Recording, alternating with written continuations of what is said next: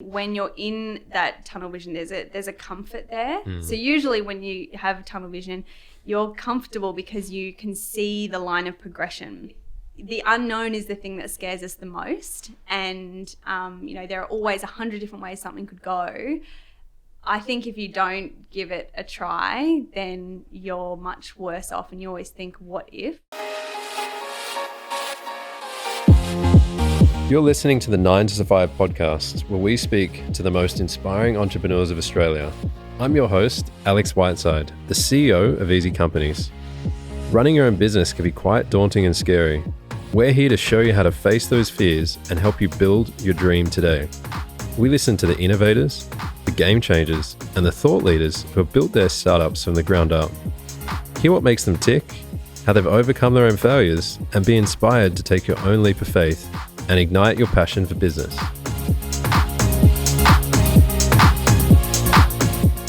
So on today's show, we have Emma Green. She's from Your CEO Mentor. So she's been running a leadership business with her father, Marty. And that's been about 3 years now. So we're going to hear her story.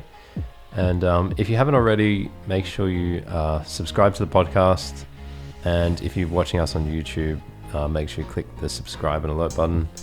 And go and check us out on Facebook, because we put a lot of trailers up there. So it's EasyCompanies. And hope you enjoy the show. So hi Emma, welcome to the show. Hi, thanks for having me. Great to have you on the 9 to 5 podcast. And you're actually running your own podcast, right? I am, yes. Yeah, we're about a year in now, so that's really exciting. No bullshit leadership. Yeah, nice. So if you haven't already, check out that podcast. And yeah, look, I think I'm really interested to know where this journey began for the Your CEO Mentor. Where did the idea come from to get this off the ground? Oh gosh, it's a long story, but I'll try and shorten it for you. So my dad, Marty Moore, he was the CEO of a multi-billion-dollar energy company. And before that, he, worked in a lot of senior roles, so, C-level roles in different industries. And I don't think I realized until I was about 23, 24, what an amazing resource that I had for my entire career. He really mentored me through all the difficult situations that I had in my career. So, if I needed to do a negotiation, or if there was any conflict that I needed to resolve, or, kind of anything at all, I would just go to him. He would give me a strategy or two. I would put it into play and go from there. And it was about 2016, and I was just kind of looking around at my friends, my bosses who, weren't that great at leading, a lot of people in my life who were having real struggles at work and just not enjoying life. And I was, at the time, I remember being on the phone to Dad, saying, oh, this, thing has happened at work and it's terrible and I hate my job. And, what can we do to get everyone the attention that you give me? How can we get the things out of your brain into my boss's brain? And scale it, like get it out there. So, how can we possibly do this? And he had said, I was thinking about writing a book. And I said, a book is, anyone can write a book, anyone can do that. It's going to sit on a shelf. That's not going to have the impact that I want to make. And so that's really where it started, where, I had this problem, and then we kind of started teasing out from his perspective. He often says, on our podcast, the number of exceptional leaders that he's ever met and worked with, he can count on one hand. And for someone with a career as long as his, that says a lot. And so we kind of got to this point where, we thought, okay, what is actually missing? And, for us, it was that practical leadership stuff. You can go and do an MBA, you can go and read books, but, how are you going to feel sitting across the table from someone when you have to fire them? How are you going to, figure out how to, set an accountability structure up, and, these kind of tricky leadership things that most people don't get taught because their bosses usually don't get taught. It's this perpetual cycle. Vulnerability in an MBA, right? Like you're not really learning how to handle those difficult conversations that leaders have to have. Yeah. So that's exactly it. And we kind of, came to that, okay, what is there that's out there? And we did, a lot of research, and we prepped for a lot of years into figuring out what it was going to be that we were going to bring to market that would actually impact people. And so, that's kind of where it started. So you kicked off the business then, and that was it. You were working with your dad. Yeah. How's that been, working with your father? The best. That's awesome. Yeah. So Dad and I are really, really close. We lived together, just him and I, for a lot of years.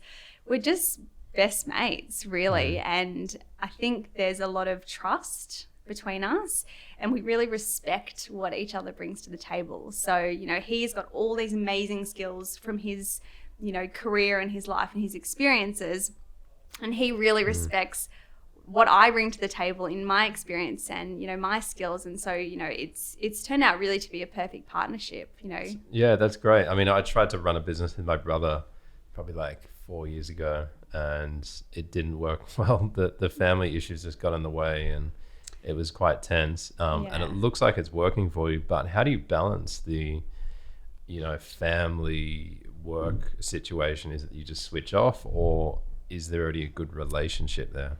I don't think you can switch that off, and Marty and I don't usually recommend families getting into business together. I think it's all one thing. So, if I'm having a trouble with something that is not part of the business, my dad's the first person I call anyway. Yeah.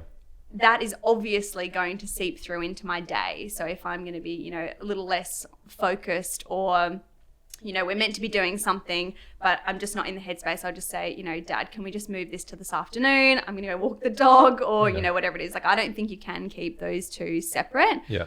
That being said, we are really good from both our backgrounds, I think, to adhering to deadlines and, make sure we're always putting the client first and things like that. So it is really just a juggle, like any business. Well, I guess it sounds like you can actually be real with one another. Like, there's no kind of hiding, as you said. You just, you say it like it is. Yeah. Out of office, that's it, That's it. Yeah. And, a perfect example is we have very different email systems. So, and if I say email system about Dad's emails, that would be an overstatement. You know, like, I am very kind of not inbox zero, but I am, have a certain way I do my emails. Yeah. And, every time if I have to go and find something in his emails, he's got, thousands of emails in there, and I'm like, Dad, this is, we can't live like this. And, you can have those honest conversations. And he's like, this is just the way I do things. And, where you probably wouldn't have, you'd probably just roll your eyes if it was, if it wasn't my dad, I guess. So. Yeah.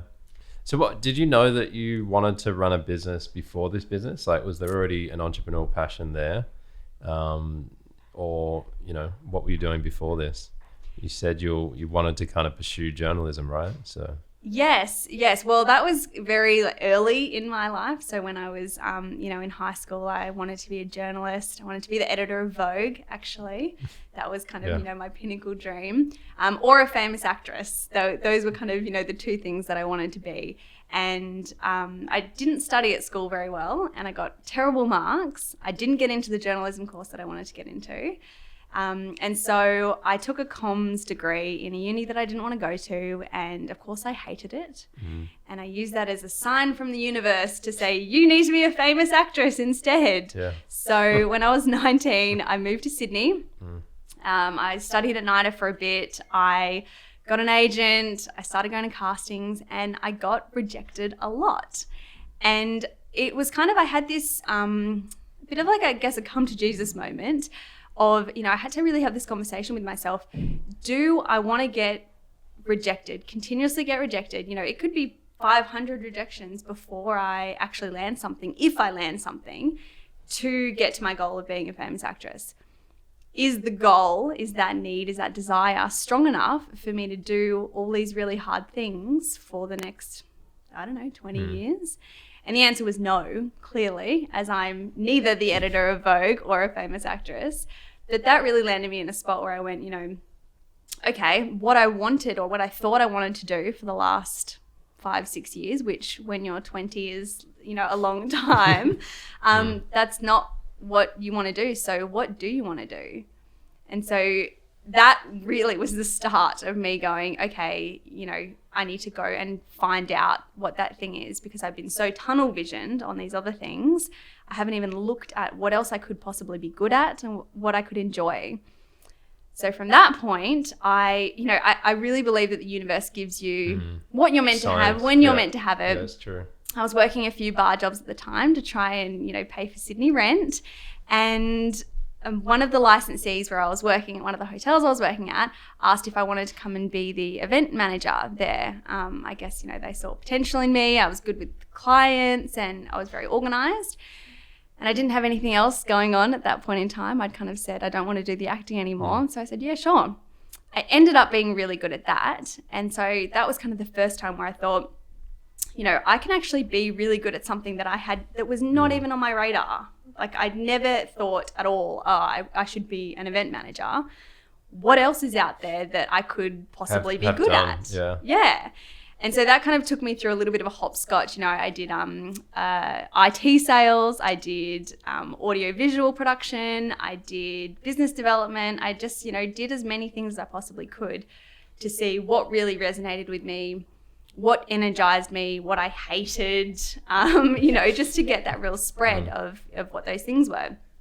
And then I ended up in marketing. And that was, I loved that, working in agency land. But I did know after doing all of those jobs that running my own business was something that I wanted to do. I just didn't know what that business was going to be. And then it came along. Yeah, it just like that conversation with Dad in 2016, that was the thing that I was like, hold on, there's a need here. I feel really passionately about it. This could be the thing. I like what you said about the tunnel vision, because we had someone on here last week, actually, on the last episode, that was kind of talking about how, they were in a job that they just felt like they just kept working in that job and they knew it wasn't for them. But the decision was like, do I just keep pushing on and pushing through? Yeah. Or do I quit my job with no idea where I'm going to go? But at least that is action and direction in somewhere, because the tunnel vision just keeps pushing you in. And you think like, this is the only career for me. I just need to, get a better position or a better salary or something. That's the growth, right? But it's almost like quitting your job then opens up an opportunity of the unknown. It's scary, but at least you're out of that tunnel vision, right? And opening up to new opportunities. Well, I think, I completely agree with what you've said. And I think when you're in that tunnel vision, there's a comfort there. So usually when you have tunnel vision, you're comfortable because you can see the line of progression. Going and starting a completely different career, whether you're an entrepreneur or, whatever, that is complete unknown. I was just talking to my sister about this morning. The unknown is the thing that scares us the most. And, there are always 100 different ways something could go. I think if you don't give it a try, then you're much worse off, and you always think, what if? So, I've never been the kind of person that could put myself in that situation to go, I should have done this, but I didn't. One of the things that I've always said, whether it's business, whether it's my personal life, is I'll just keep going until it doesn't work for me anymore. So relationships, I'm married now, but, when I first got in a relationship with Royce, it was kind of like, we'll just keep going until it doesn't work anymore. And that's, nothing, it's not forever. It's just like, let's just keep making the next best decision that we possibly can. Yeah. It's the same with business. Yeah. The universe will spit you out eventually, right? If you don't, generally you get a lot of signposts along the way is what I notice. And it's like, if you just ignore all of those, eventually it just becomes one big bang. And then, midlife crisis or something. But that's it. Something will eventually, because it's like, you're continually meant to go down this path, path A, but you keep taking path B, and eventually you'll just be pushed back there. And that's that tunnel vision, right? You're like, oh, this is the safe zone. Like, I'll stick here. And I think that's where a lot of us sit. Like, we get these awesome ideas, the dream of what life could be if we're running our own business. But it's almost like, I'll just switch back to comfort. It's nicer here. I'm not happy, but at least I'm comfortable, right? Exactly. And I think the other way happens as well. So when you are pursuing something that you really want to pursue, I think that the universe, or whatever you want to call it, I'm not religious, or you know, I'm a little bit woo-woo. You know, I believe that something is out there. I'm just not quite sure what it is yet. But I do believe, you know, when you're going down a road of what you say you want, the universe will keep coming in and testing you and going, you know, like, do you really want this, or do you want to go back to you know, the safe and the known? And you know, I think that is a really, like, I think it happens in both ways. That's a really good point, actually. Like, it takes you, when, you know, you're working in your business, then it's a test of like, do you want to just give up? And and that's what those challenges are, to keep pushing through, or do you revert back to, you know, what was comfortable for you? Yeah, completely agree. So you've been working with a lot of leaders now, and you know, you've been running this business for 3 years. What are the trends you're seeing with leadership, and you know, where do you really think the improvements can be made, or how are leaders showing up, and what does it look like on the other side after going through the mentorship program? Yeah, so Marty is usually better placed to answer this, because he really is the expert, but I can speak from my experience of my students, and you know, we are really, really close with all our clients and all our students. I think one of the biggest things that I saw before I started this business, and that I continuously see in our students now, is working at the wrong level. So people who aren't transitioning from being a technical expert to being a leader. And so what usually happens is, you know, you become really fantastic at your technical expertise, which, you know, that you could be a lawyer or an engineer or a marketer, and you get promoted because you're a fantastic engineer. And eventually you keep getting promoted into leadership roles, because that's how, you know, organizations usually funnel people who do fantastic work. You get into these leadership roles and you're an expert in your technical profession, but you're a complete novice leader. But you're getting paid more money, you've got more responsibilities, and, you know, so you feel like you have to deliver, but you've got really no idea what you're doing. And so that causes extreme stress. And, you know, one of our favorite concepts, dipping down. So, you know, going down below levels where you shouldn't be, you know, you shouldn't know that information down there, or you shouldn't be doing that work down there, because you're paying someone else to do that. But because you don't know how to pull the levers to get, you know, the results that you want, you keep going down. And, you know, what do your people think that is when you do that? They'll call you a micromanager. Yeah, exactly. And who likes working for a micromanager? No one. So then your staff are unhappy because they're disempowered, and, you know, it is this cycle. So that's probably one of the most kind of glaring things that I see, is that, you know, people just continuously dipping down because they're not strong enough, or they're not confident enough in their leadership capabilities. And, you know, it's a cycle. You know, they are showing the leaders below them how to lead, and so then the leaders below them are micromanaging the people. Micromanagers, yeah. And it's, you know, that's just one thing. You know, like there are like handling conflict. That is, you know, probably one of the biggest issues that we have today. A lot of people, I should say, not all people, because there are a lot of people who do handle conflict head on and in a really, you know, really good way. But there are so many people who won't have a difficult conversation until they absolutely have to have it, and then it's usually a train wreck by then. And so, you know, people actually practicing getting into conflict situations before it's a Chernobyl, you know, that's one of the biggest things I see as well. Dealing with the problem like head on before it becomes a bigger issue. And I think I've been there as a leader, it's easier to just avoid the, you know, uncomfortable conversations and think that they're going to like magically go away and justify it. You know, I'm paying them to do this job, they should know.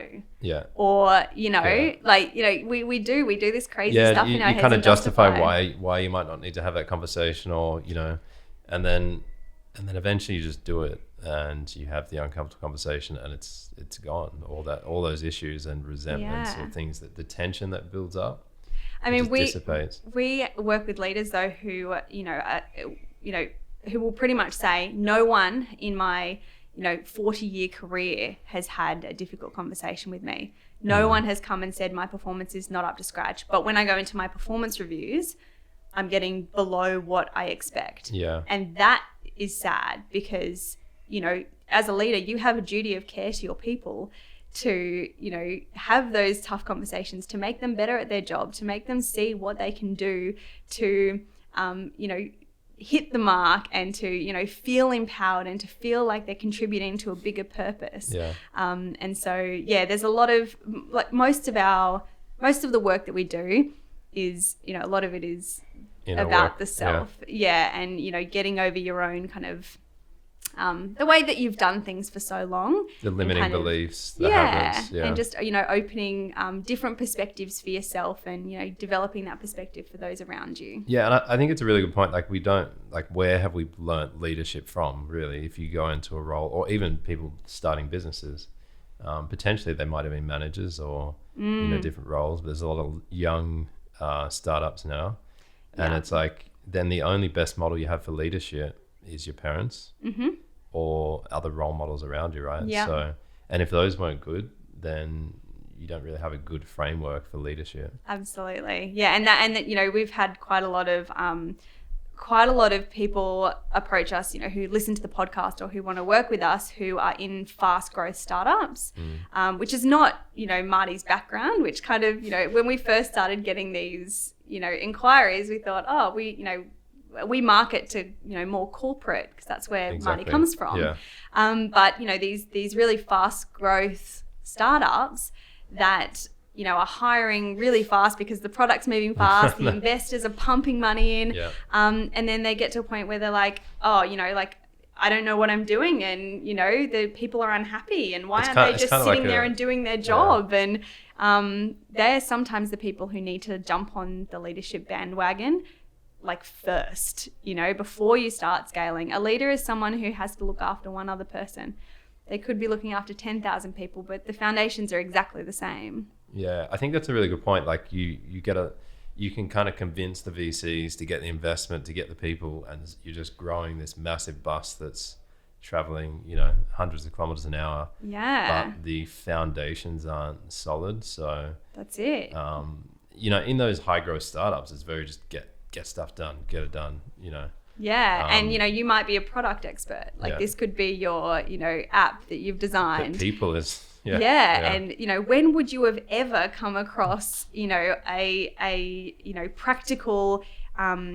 a practical learning of when you'd have to create an accountability structure? Yes. Or, any of that. You wouldn't have, because you've been making apps your whole life, and that's why you've made this amazing app. Yeah. It's a really good point. Like when I was starting my business, I was always like, no meetings. Like, we don't do meetings here, because, I've worked for other companies and those meetings are such a waste of time. Yeah. It's like, but that was bad management at that company, right? So it's like, my model of that was brought into, no meetings, and then, see how long that works. Yeah. Yeah. It's and that's the cycle though, yeah, isn't it? Because you've had a bad experience. Yeah. And I should say, when I use the term shitty bosses, which I do sometimes, it doesn't mean that they're bad people. They're only doing the best they can. Yeah, exactly. Yeah. It just means that they haven't been taught, or their boss hasn't taught them. And so, that's why we created Your CEO Mentor, really. Love it. Is to stop that cycle, is to break that and get people, happier in their jobs. Yeah. So what are some of the challenges you've had getting this business off the ground? We didn't have trouble getting it off the ground. We prepped for a long time. So, we made sure that, financially we had our ducks in a row. We made sure that we weren't ever going to have to make decisions about, working with a client who we didn't think was right to work with, or, going down a road that we didn't necessarily want to go down to, but we had our backs against the wall. Like, we planned and strategized really well in the beginning, and that took a lot of patience. And it's really hard to strategize when you don't have a product that the market has spent money on. So, we can have all these ideas. We can do as much market research as we want. But at the end of the day, the consumer dollar is what tells you whether you've got a product or not. So we did as much prep as we possibly could before I went full-time on the business, which was about 1.5 years ago. And then Marty finished off his contract at CS Energy and, jumped on board then. But we were really prepared. So getting a start on the business itself wasn't a hard thing for us. The hardest thing, I would say, the biggest obstacle that I've personally had is my mindset before we had our products out to market. So I call it, it's like the entrepreneur's dilemma. Will it be shit? What if we make this stuff? What if I've just convinced my dad to leave his CEO gig and this, this whole career that he's got? What if I've, done this and nothing happens? I've told all my friends and family that this is what I'm doing. I've quit my job, and then, the podcast comes out and people don't like it. Or we make this program and people go, yeah, it's all right, but, it's not life-changing. Like, what if it's shit? And so mentally, working my way through that has been my biggest obstacle. Now that we've got proof, I don't think about that anymore. But in the early stages, that was the thing that kind of, kept me up at night, I suppose. Yeah, like the fear of failure or success. Like, is this business going to take off? Is it going to work? Yeah. And then, I completely relate to that idea. But it's less about failure and success, because I don't really think in those terms. The way I think about things is, did something work or didn't it work? Yeah. I'm very neutral about things. So if something works and, we win a job or, a product is what we thought it was and it was amazing or whatever it is, I don't go wild with self-congratulations and whatever else. I go, okay, why did it work? Obviously, I'll have a champagne, but, I'll go, why did it work? What do we need to do to make this happen again? How can I double down on what worked? And, great job. Let's put that in the good pile. If something doesn't work, I don't go and self-wallow and watch Netflix for 3 days and, think about how bad I am at business and how I failed everything. I go, okay, that didn't work. Why didn't it work? Do I want it to work now that we've gone through this thing, this process? Is it worth actually putting time, effort, and money into? How could it have worked? What do I need to watch out for next time? And so, I treat everything in my life like that. I'm very, I just try and keep very neutral about things. So there was no real fear of failure. The fear for me was that I would ruin my dad's reputation. That I would... Yeah, I could see that. Like that he has spent, his life building this incredible reputation, working his absolute arse off. Like he came from nothing, and... university dropout. Like he really has, been like, I'm in awe of what he's done and, the type of person that he is now. What if I ruin that? And, that was my biggest fear, not the business failing, because I had enough faith that it would work. Yeah. But of that. And that kind of goes back to your earlier question of like, how do you separate personal and professional? Well, I can't, have been able to. Of course. So as a founder, how have you, struggled with perfectionism and being, it's a very common trend I see at the moment. I've even struggled with that myself. Like, how do you struggle with perfectionism? How do you get over that hurdle? So the first thing I'll say is go listen to episode 3 of our podcast, Excellence Over Perfection. Yeah.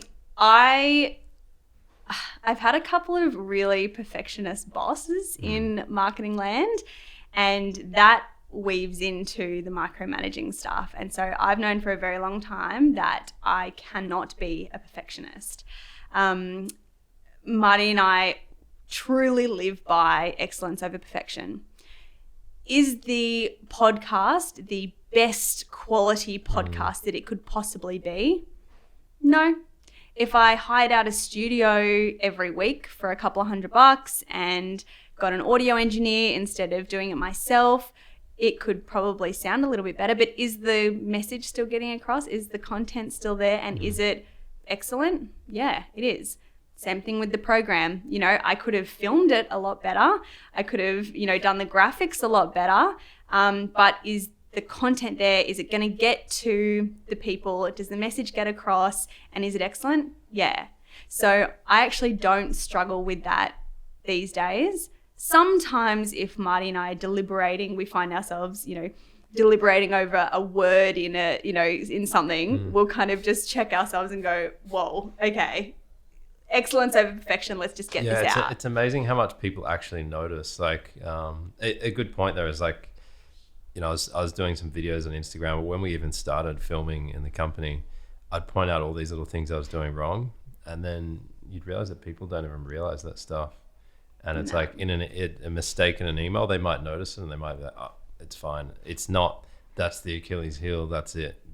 That word left out. Absolutely. That's going to ruin the whole thing. And it's stressful. Yeah. Like trying to be a perfectionist is really stressful. It's it makes you feel like everything has to be, the best it can possibly be, but that's not real life. Like I don't know anyone who has a perfect anything in life, let alone business. We have to work super fast. You'd be the same. It's all about speed. It's like, is this good enough? Is this excellent? Because I could spend another 3 hours on this email and it would get exactly the same point across. And, that is training. That's literally saying to yourself, time is excellence so over crucial. perfection, excellence over perfection. Yeah. And I think that's where a lot of project management creeps up, because it's like, it's not done yet. It's not done. But then you start packing on extra features to perfect it. But really all the customer wanted was that, the simple message. And that's so true what you say about the podcast, because, we actually spoke about that on a live stream the other week, just getting something out there, like use an iPhone microphone to record a podcast. Yeah. It's good to go. You're delivering the message. It's about the content, not so much about the quality of the podcast, right?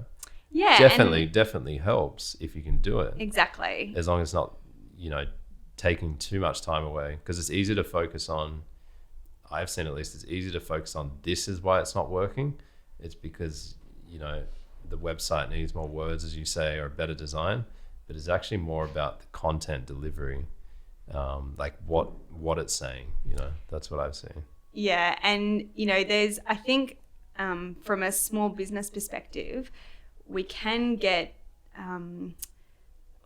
distracted. We can get distracted because there's so many things in our remit that we're looking at, and we can go, as you said, the reason why we're not getting more sales is because the website wording is wrong. Yeah. Well, no, take it back and have a look at what your customers are saying. What are your clients saying? What are your people saying about what they need, what they're working on? Like, instead of going out here, go in here and figure out, I don't think we've ever rung a customer and said, why didn't you purchase from us? And they've said, because, the design wasn't right or something. It's like, exactly. And I think just some of those, some of those match. And, maybe it is because, you call them up and say, why didn't you buy from us? And they said, well, I was just confused. When I got to the page, I wasn't exactly sure what your offering was, or, whatever it is. And then that is, the thing. But more often than not, you'll call a customer and they'll say, you know what, my brother-in-law said he'd come in and do this for me, so I'm going to try that, and then if it doesn't work, I'll come back to you guys. Or the core value proposition isn't there. Like totally, I didn't need everything. That's where the work needs to be spent, right? Yes. Because it's why, the why is so important. That's why people are buying from you. I've seen not to use the website analogy too much, but just the crappiest websites are selling, and just people are rushing to it because the value proposition's there. That's it. And that's what people are buying for at the end of the day, like the exchange in value, right? Exactly. And that, that's the first module of our program is create value, because that really is it at the end of the day. What is the value that you're bringing to your customers? From a leadership perspective, it's, what value are you bringing to the organization? And the team, right? Yeah. Well, exactly, to your clients, but also to those around you and to your upline, and, everything like that. But, that value piece is incredibly important. And I think, kind of having your, one of the things that has really helped us is that our purpose has been really strong since day one. So everywhere where you see our, logo, it's usually paired with improving the quality of leaders globally. Like, that is what we get out of bed for. Yeah. Every decision we make comes back to that. Is this in line with our purpose? Is taking this job on in line with our purpose? Is making this new product in line with our purpose? And yeah, you know, like you said, if you're focusing on like all these other things, sometimes it's that core thing that you really need to go back and go, you know, is what I'm putting out there what my target demographic wants to pick up? That's so true. And that's something that we look at constantly, like, is the core product solid? Because that's it at the end of the day. Like, what was that original idea you had, you know, 3 years ago when you started the business? Because as you journey along, you kind of forget about that, you know. It's like you got to go back to basics sometimes. Yeah. And you know, we even look back, and I'm sure you probably do the same. Like, you look back at the first couple of business plans that you do, or you know, the first, you know, I was cleaning out the notes in my phone the other day because somehow I have, you know, like 600 notes in my phone. Like, what even are they? Mostly shopping lists. But you know, I was kind of going back through those, and I found some notes from when Marty and I were first talking about the business, and those core things were actually in there, like, you know, helping leaders live better lives. You know, when you're happier at work, you're better to your husband, your children, your friends. You've got more time to go to the gym because you're not dipping down and working at the wrong level. You know, all these things were in the original kind of notes that I took for it. Now, the products and the services that I thought we were going to have then are different to what we have now. Of course, yeah. But the core elements have remained, and everything else is kind of built around that. So that's kind of cool to look back onto as well. Yeah, and it's sticking to that, right? Like, we do pivot, but it's that core proposition. And also, if the core proposition is no longer working, you need to be brave enough to go, you know what, this is not working, then how can we pivot? You know, so there's both sides to that coin. Yeah, if you see the writing on the wall for a pivot, then definitely you take that flow, right? Otherwise, it's expanding. Like, you look at Uber, they just started off with, you know, getting someone from A to B. Now they're in every single vertical. Now they're trying to get into public transport, and it's like, you know, they got so much breadth, but that's because the core works, right? That's it. Yeah. So to kind of shift the conversation there, if, you know, as a founder, we have to go into difficult conversations. We mentioned this before. What's the best way to handle those? There's a lot I've seen about Brene Brown talking about, you know, vulnerability and having to have tough conversations. What's your personal strategy around that? Oh, you know what? Again, usually I would pass this one off to Marty because I am by no stretch the master in this domain. But I think, you know, Brene Brown is not wrong. You know, like that vulnerability side is really important, and having compassion. One thing that we talk about a lot is having a leadership dialogue with your people. So basically this means having a friendly enough relationship. You're not, you know, at each other's place for a barbecue on Sunday afternoons, but you're, you know, you know about their kids, their, you know, hobbies, you know, that kind of thing. And they trust you and you trust them. And those difficult conversations, when they do need to happen, they know that it's coming from a good place from you, and you know that the way that they're receiving it is from a good place as well. So I would say working on the leadership dialogue before any of these conversations needs to take place is probably where I would put my focus. And it's just building real relationships with real people, and actually caring about who they are and what they're doing. You then get to the next step where it's kind of like, okay, you know, have I done everything as a boss, as a leader, to help this person perform the best that they possibly can? Have I, you know, been really, really clear about, you know, what their role is, what they need to deliver for the company? Have I been really, really clear on, you know, what I'm not seeing that I want to see? Have I been supportive? Have I been available for them? You know, have I made myself available for them to be able to check things with me and whatnot? When you feel like you've done all of those things, a difficult conversation is not so difficult. Obviously, it's difficult because emotionally, you want everyone to perform at their peak. You want everyone to nail every job. That's not the real world. You know, if you feel within yourself that you've done everything you possibly can, dotted your I's, crossed your T's, and, you know, from obviously a legal standpoint as well, that's always good to be tracking, you know, when you're having those conversations and what you're talking about and that kind of thing. But yeah, it just, if you've done all that legwork up front having that difficult conversation is not as hard, because then you're going, you know, these are all the things that we've spoken about. This is how I've tried to help you. These are the things that I've said that will happen, you know, if you don't do them. And now we're at that point. You know that, and I know that. And it's always going to be yucky. You know, you're a psychopath if you know, don't feel something when you have those difficult conversations. But my advice would be to start with the leadership dialogue. Start getting to know your people and, you know, building trust, which you can do really, really quickly if you're genuine. I think it's also understanding yourself as well as a leader and having that awareness, because there's two in the relationship, right? That's it. Yeah. And you can't expect people just to trust you. You know, you've got to build that trust, but it's not the kind of thing, like if someone says, oh, you know, I haven't built the trust of my team yet, and they've been in a role for, you know, 12 months. Nah. Like you're not ever going to build their trust. You know, that's the kind of thing that happens human to human. And you can do that really quickly if you set your mind to it. Yeah. Beautifully said. And I think it's such a common topic right now, not just around those particular difficult conversations, but leaders being vulnerable, right? Like you hear of the corporate conversations being had, they're very dry, and it's like there's no emotion in it because we're kind of removing emotion from the workplace, and it's very kind of head thinking. And I think you know, the more you do that, the less people are going to feel like they're connected at work. It's just a very disconnected workplace, all about performance, and that's it. I think you need to have both though. Yeah. You know, like you read 100 articles on LinkedIn that are like, you know, good leaders are humble, or good leaders are fallible, or whatever it is. And it's, you know, humility on its own does not make you a good leader. Fallibility on its own does not make you a good leader. You need to have, you know, those elements as part of your leadership toolkit.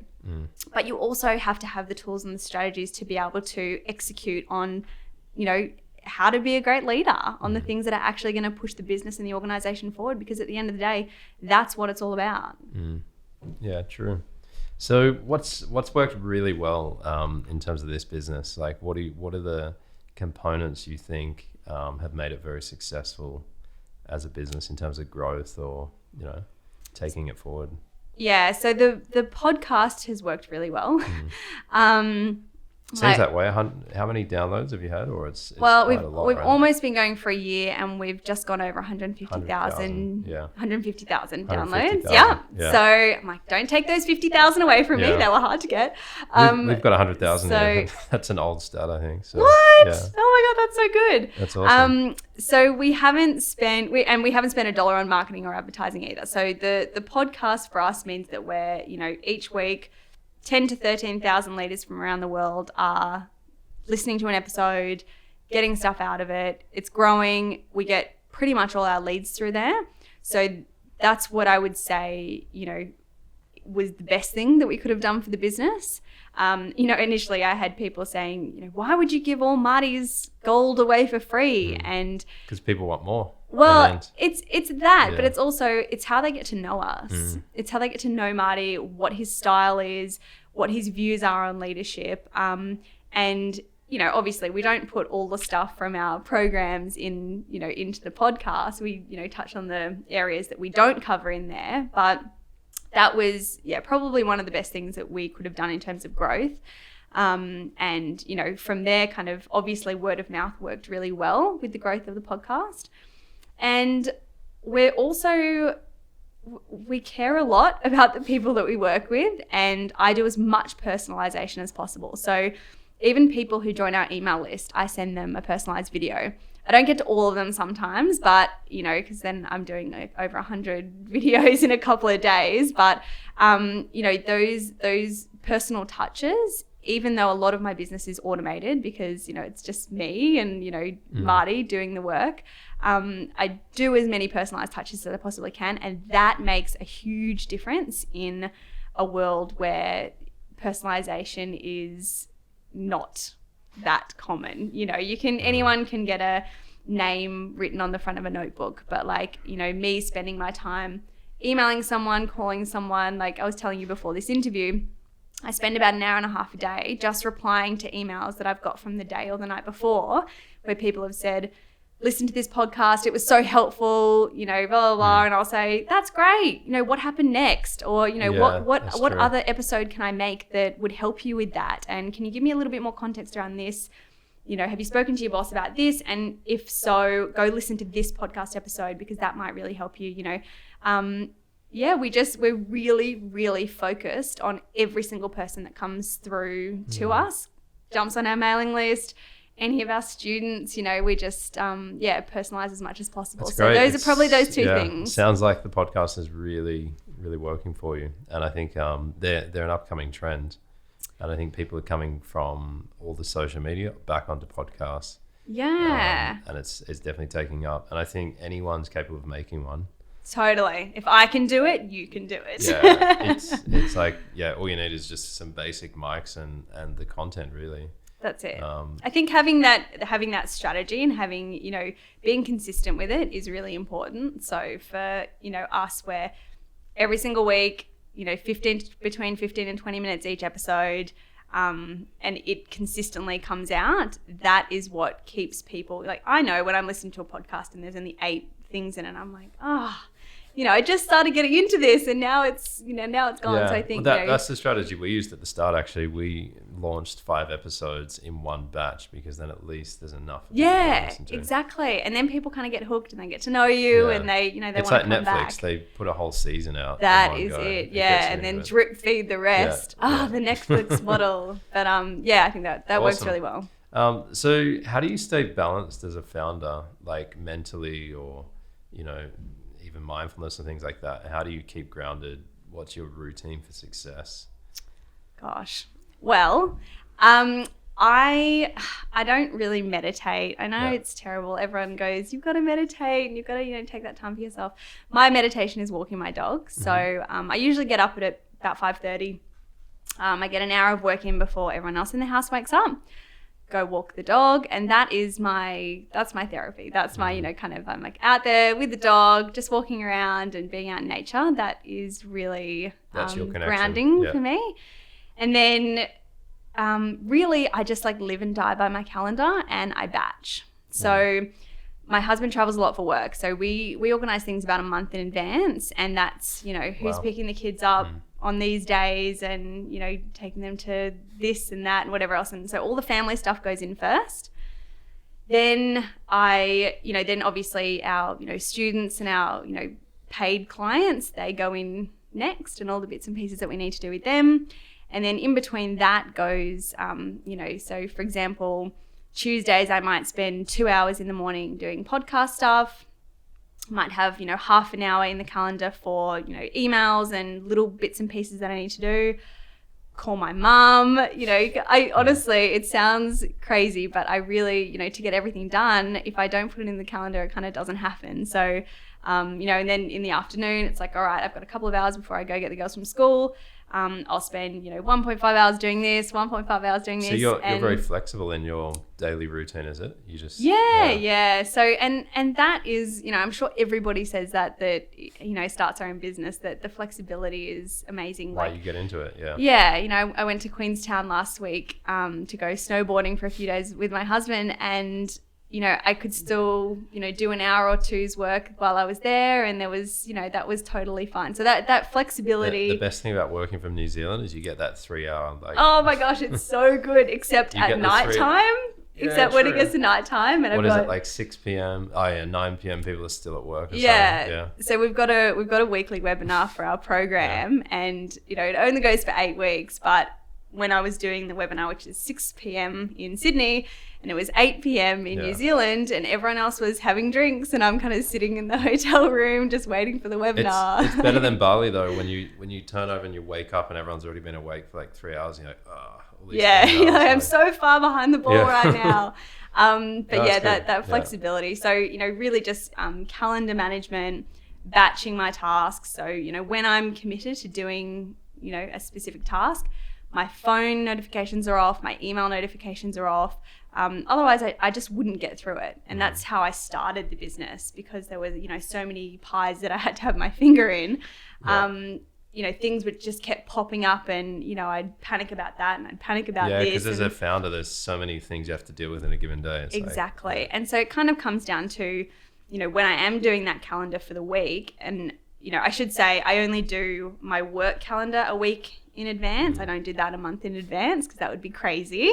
But, when I was kind of like first doing that, it took a lot of self-discipline. It was honestly like as hard as going to the gym, like just to turn everything off and go, like, this time I have to spend on this, and it doesn't matter if the business is burning down in another section, I just have to get this done. And it's been a game changer for me. I get so much more done. That's awesome. So time management is the key for you. It's boring, but it's practical. It gets it done. You feel more successful. Yeah. That's great. Well, look, it's been great having you on the show. Thanks for having me. And I definitely say go check out your podcast. How can people find it? Is it on Apple? Yes, it's on everything, all the bits and pieces that you listen to podcasts on. But you can just go to yourceomentor.com. That's got all our podcasts and programs and all the free stuff. And that's kind of our hub. So okay, well, definitely look forward to seeing the success of that taking off and where it goes. And thanks for having me. Great having you on the show. Also, if you haven't already, check out our YouTube channel. It's available under the EasyCompanies account, and there'll be a 9 to Survive playlist. So I hope you enjoyed the show and look forward to seeing you next time.